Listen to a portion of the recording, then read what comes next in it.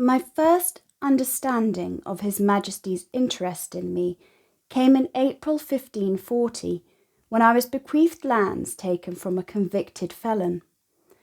A few weeks later, I received an expensive gift of quilted sarcenet, and other gifts soon followed.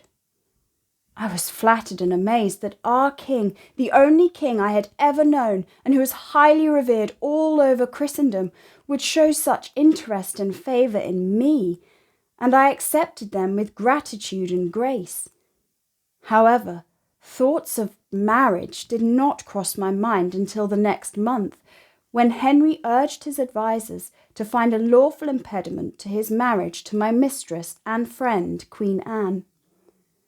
Their marriage had been an unhappy one, and though I felt ashamed to be the cause of this most recent call for divorce, Her Majesty never showed any resentment towards me, and agreed to the King's demands in July of that year. That same month, His Majesty and I were married at Oatlands Palace, in a small, private ceremony. Our marriage was made public in August, and suddenly I found myself, aged around 17 years, as Queen of England, surrounded by servants and courtiers, many of whom were older in years than I, all vying for my attentions, asking me to procure places at court for their children, or to talk to the king on their behalf.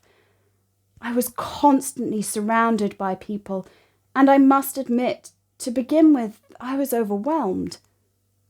However, with my husband's guidance, and that of my old friend Thomas Culpeper, I started to learn the ways of a Queen of England.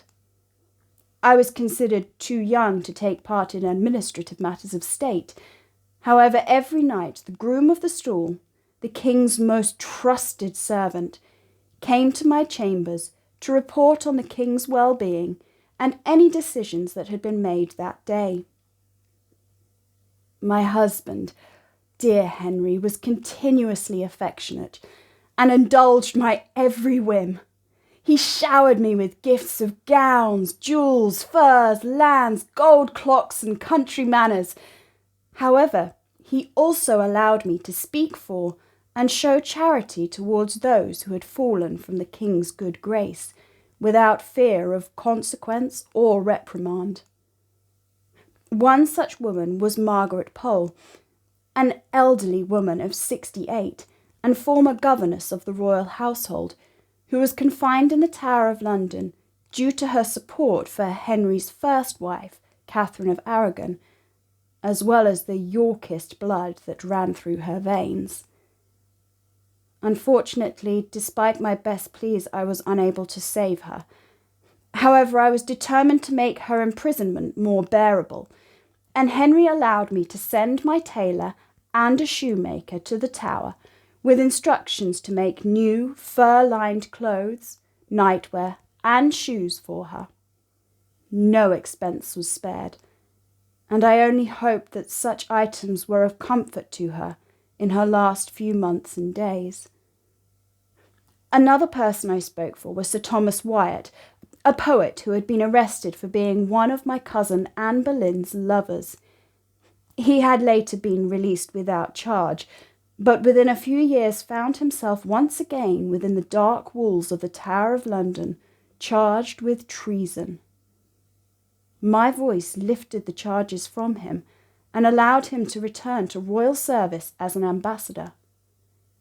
To honour my generous, affectionate and trusting husband, who had allowed me to make these interventions, I decided to take the motto Non autre volonté que la sienne, or no other will but his, and I was determined to do everything in my power to respect, serve, amuse, and please my aging husband. Unfortunately, with age comes illness, and Henry endured many plagues of health whilst I was queen. During these periods he became angry and frustrated, often flying into an uncontrollable rage, and for my health I was kept from him. With the king often confined to his chambers, I found myself more often in the company of my kin Thomas Culpeper, who attended Henry in his apartments. Thomas would regularly inform me of the king's health, join me and my ladies for cards or music, and carry messages of comfort to my husband when I was unable. It is true these meetings often took place in the evenings, once the king was settled in his chambers, but we were never alone. I always had at least Lady Rochford and another one of my ladies with me, for fear of gossips. I also continued to attend to matters of my household and the court, matters that would eventually cause irreparable damage to my new and dazzling life.